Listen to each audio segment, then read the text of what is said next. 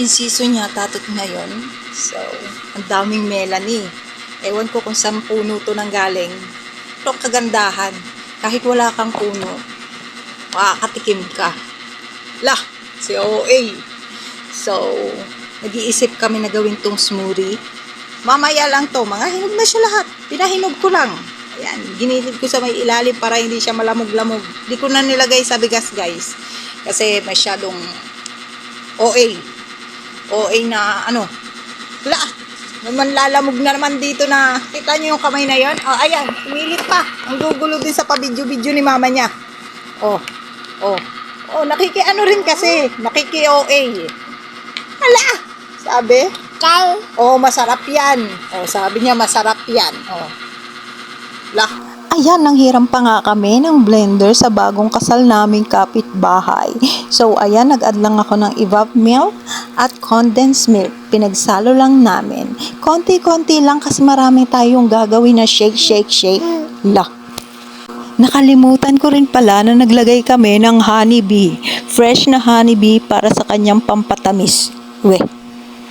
Ilagay na rin natin ang ating fresh na avocado and a scoop at saka konting water. So, ready na yan for the shake. Igiling mo. Charot. Habang sinishake nga yan, mag-story time muna tayo mga guys. Nung kapanahunan ko, basta kapanahunan ko to ewan ko lang sa inyo, di namin afford yung ganitong shake na to. Kasi nga wala kami pambili ng blender. At saka yung parang ang mahal sa amin yung presyo ng shake. Lah, okay. Hindi pa kasi uso yung mga ano, 'di ba? Yung mga ganyan-ganyan. Ngayon na lang to nauso naman. Yung mga naiinom lang kasi namin noon, mga soft drinks lang, gano'n. Mga pop, Pepsi, ganyan. 'Di ba? Naalala nyo 'yon? Sabi.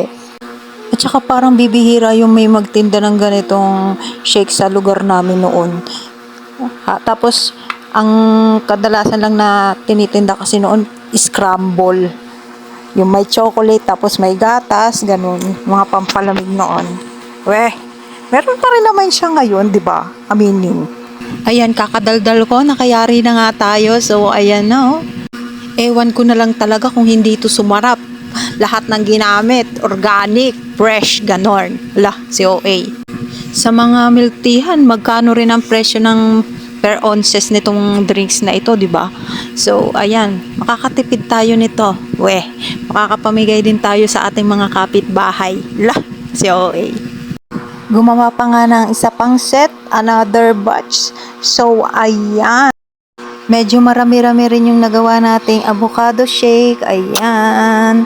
Let's go. Let's taste it. Yeah. At may umiiyak pa dito sa aking tabi na para bang napaka-OA na bata. Ayan, napaka-creamy ng ating avocado shake. Hindi siya tinipid. Napakasarap siguro nito. So, tara na, let's go.